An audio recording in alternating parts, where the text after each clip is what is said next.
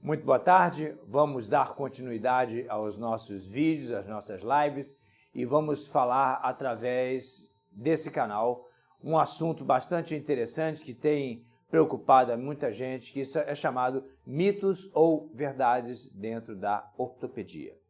E coletamos algumas perguntas, umas 3 ou 4, 5 perguntas, que nós vamos comentar aqui para elucidar ou tirar algumas dúvidas. Então, nessa primeira solicitação que foi feita por vocês, nós temos aqui mitos ou verdades em ortopedia. A primeira pergunta é: postura incorreta ao usar o celular faz mal ou não? Naturalmente, esse é o campeão. Já recebemos mais de 200 pessoas solicitando esse tipo de comprovação. Nós trouxemos uma fotografia bastante elucidativa. Observe uma pessoa, a posição da cabeça, a posição ereta ao celular. E isso vocês podem confirmar dentro da rua, no shopping center, pessoas que muitas das vezes desenvolvem ou olham o celular na posição que a gente chama posição número 5, que é com 60 graus de flexão da cabeça. Observem que, ao momento em que você aumenta a flexão da cabeça para olhar para baixo ou olhar para o chão, existe uma pressão no sentido vertical na coluna cervical, naturalmente. Se a pessoa já tem predisponência à patologia cervical, como artrose, hérnia de disco, vai desenvolver muito mais facilmente a sua sintomatologia.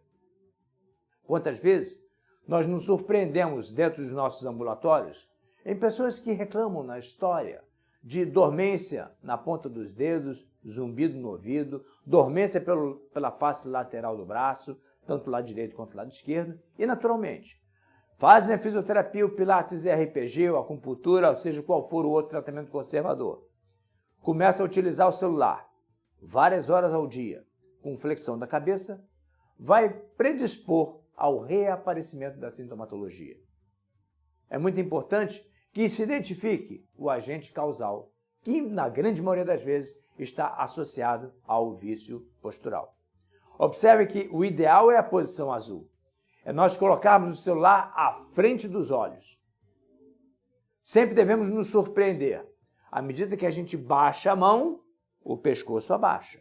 Levanta-se a mão, o pescoço se eleva. Outro dia mesmo eu estava no metrô e observei dezenas de pessoas na posição 4 ou na posição 5. Essas pessoas ficam às vezes por horas no telefone celular. Então, uma outra pergunta bastante interessante e até engraçada: se carregar a trouxa na cabeça prejudica a coluna vertebral? Claro que sim. Essa força está no sentido vertical, um pouco diferente do celular, em que a força é transmitida no sentido na flexão da cabeça. Aqui nós temos a força no sentido vertical. Para aquelas pessoas que já têm uma patologia prévia, da mesma maneira, artrose ou hérnia discal, prejudica ou faz com que reapareça a sintomatologia. A cabeça não foi feita para carregar nada além do peso da própria cabeça. Então, naturalmente, é uma verdade que carregar trouxa ou coisas, livros em cima da cabeça prejudica a coluna vertebral. A terceira pergunta, semelhante à segunda, também bastante solicitada, foi se dormir de conchinha faz mal ou não. Olha, a melhor posição para se dormir para a coluna vertebral, sem dúvida nenhuma, é a flexão lateral, ou seja, de lado na cama, com o quadril em flexão, joelho em flexão e um travesseiro entre os joelhos. É o momento em que a coluna fica toda em decúbito lateral. Na hora que nós dormimos de barriga para cima, nós estamos submetendo algumas angulações da coluna vertebral sob maior ou menor pressão sobre o colchão. Então, dormir de conchinha, entre aspas, é uma boa pedida, né, para a coluna vertebral. O importante é saber: coluna lateral, decúbito lateral, flexão do joelho e do quadril, e um travesseiro grosso entre os dois joelhos. Essa é a melhor postura para a coluna vertebral. E a cabeça deve estar bem apoiada, o travesseiro não deve ser alto para o apoio da cabeça. Uma outra solicitação do mito ou verdade: se o sapato alto é ruim ou não para a postura. Existe o exagero, né? É o exagero do sapato, aquele sapato com um saltão enorme que às vezes a gente vê em festas ou como é que se fala? Em festas de aniversário ou casamentos, em que o sapato é tão alto, em que a mulher ela flete o joelho para compensar a altura do salto. Lógico, no momento em que se flexiona o joelho, você modifica toda a postura da coluna vertebral. De uma maneira geral, não é aconselhável. A posição anatômica para o sexo feminino seria a melhor indicação.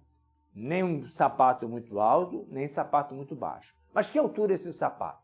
Na hora que você coloca o sapato alto, observe-se no espelho na posição lateral e observe se o joelho está dobrado, está fletido. Se você observa que o joelho está um pouco fletido, sinal de alerta que o salto está muito alto. Salto, de uma maneira geral, não deve ser além de 5, 6 centímetros de altura.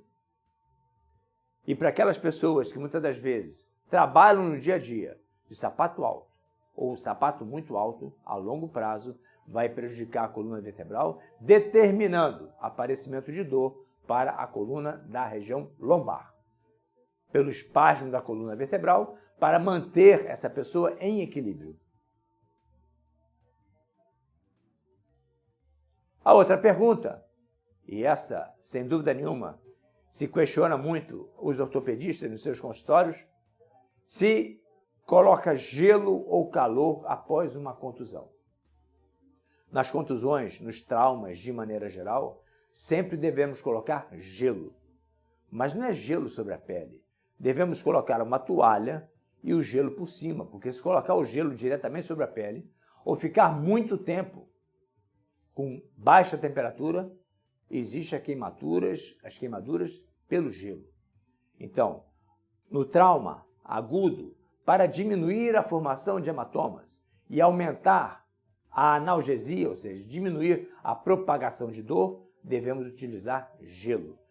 De 20 em 20 minutos. Então fica 20 minutos, para uns 5 minutos, mais 20 minutos e assim por diante. Sempre olhando para a temperatura do gelo, que muitas das vezes não usar toalha fina, e sim toalha mais felpuda ou alguma coisa que diminua a passagem do gelo para a superfície da pele. Então sempre usar o gelo. Quando é que a gente usa o calor? Calor, de uma maneira geral, tem outras indicações, mas para dor muscular, para as contusões, né? Processos inflamatórios agudos, né? Torcicolo, poderemos utilizar o calor. E para o frio, conforme nós mencionamos, são as contusões, são os traumas, contusões com determinação ou com aparecimento de hematoma para diminuir. Muitas das vezes, o cliente também se sente melhor fazendo o banho de contraste, ou seja, coloca o frio, 15 minutos, depois bota o quente. Troca para o frio e fica alternando quente e frio. Isso é muito bom. Agora, vale a pena chamar a atenção de vocês que cuidado com a temperatura. Sempre a pele protegida. Porque na hora que você coloca o frio, se a bolsa de água quente estiver muito quente, poderá determinar aparecimento de queimadura de primeiro grau. Então, alternar quente e o gelo é interessante. Sem dúvida nenhuma, sempre retirando o membro de apoio, ou seja, no entorse de tornozelo, ou uma contusão de joelho, ou de panturrilha em coxa, faz-se a compressa de gelo inicialmente, posteriormente, depois de 1, 2 dias, compressa de água morna e, de preferência, diminuindo o tempo de apoio, ou seja, caminhando menos, ou utilizando uma bengala ou uma muleta. E, para terminar, nós temos que chamar a atenção sempre para os alongamentos antes e depois do exercício. É muito comum, muitas das vezes, no corre-corre do dia a dia, a pessoa chega na academia, já vai direto para os aparelhos. Vocês não conseguem imaginar a quantidade de lesões que aparecem pela falta de alongamento antes do exercício. Então, chegou na academia, primeira coisa, vamos alongar um pouco a musculatura posterior de coxa, adutores, membro superior, coluna vertebral. Nada de exagero, apenas um alongamento simples. Às vezes, se esticar numa barra e fazer uma abertura de perna, alongamento do ombro, já é o suficiente para iniciarmos a nossa musculação. Feita a musculação, não devemos parar, mudar de roupa e ir embora. Vamos realizar novamente o alongamento. Eu tenho certeza em afirmar para vocês que o alongamento, antes e depois da sua atividade física, minimiza bastante os processos inflamatórios, quer seja tendinite, bursite, processos inflamatórios de natureza muscular, além de contusões musculares. Então guarde essa mensagem, o alongamento antes e depois dos exercícios. E para terminar, vocês podem continuar nos enviando algumas perguntas que estaremos prontos para responder a qualquer momento num próximo evento. Muito obrigado, esclareça suas dúvidas nos meios nossos de comunicação. Qualquer dúvida, estamos à sua disposição. Muito obrigado.